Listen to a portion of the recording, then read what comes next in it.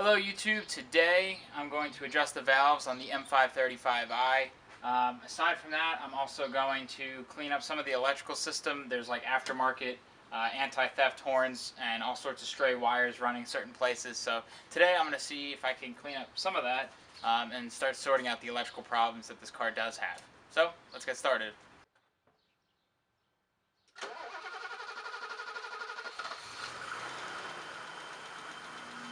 You'll be able to hear it's got a pretty heavy misfire at idle, and a couple of the valves are definitely ticking. As I rev the engine up, and they kind of go away. But we'll see if this fixes it.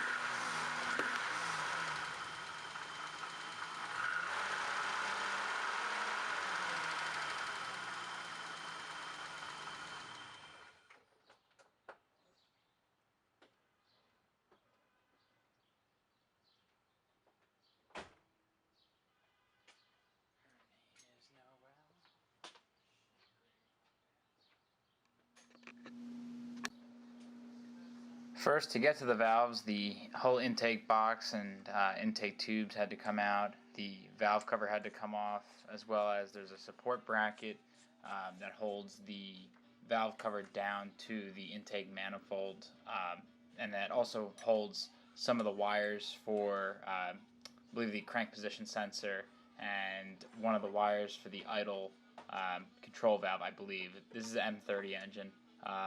And then the valve cover was able to lift out and expose the valves right there in front of me. The diagnostic plug in the engine bay has a hot 12-volt pin that can be jumped to another pin, and don't quote me on this, I think it's pin 11 and pin 14 that you jump together, and that sends 12 volts right to the starter, so you can just bump a switch and turn the car over in order to get the valves and camshaft to move for how you need it to be adjusted. These heads are identical to the M20 in terms of the procedure for adjusting the valves. It's just a simple loosen the nut on the side, turn the eccentric with like a cut Allen key or a rod, and adjust it to your feeler gauge, which is between the rocker arm and the valve stem head. The size of the feeler gauge matters whether or not you do this cold or whether or not you do this hot. Below there are the two measurements that I found online, and basically a lot of questions stem from this because people don't know how tight to really make it. Make it so that you can easily slide the feeler gauge in and out between the rocker arm and the head of the valve, but don't make it too tight where you have to pull on it to yank it out between the two. Just have like enough drag between the two where it's firmly held between it, and that is the adjustment right there.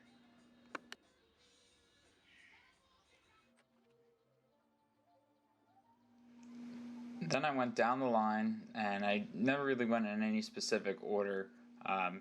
Some people say that the firing order, it does matter. As long as the camshaft lobes are in their correct positions depicted in the following illustration, you should be fine. You shouldn't have to do anything like that. And so yeah, I just went down the line between cylinder 1 through 6, intake and exhaust.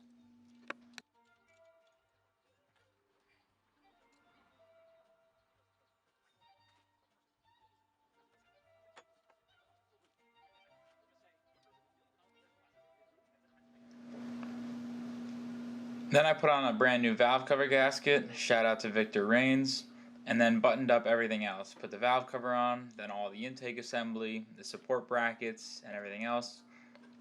And the other thing, I got a brand new intake elbow. The previous one I had on there was all duct taped up. And then I started the car up to see if I could hear a difference. I will say the idle definitely feels smoother. It still has a tap to it. I don't know if it's just this engine or maybe the head is at the end of its life. The thing almost has 200,000 miles on it that are documented, as what I know. So I'm going to continue playing with it. I'm going to next try new plugs and coils and a distributor cap just to see. Maybe that'll solve it. But thanks for watching. Hope you all enjoyed this, and more content is to come.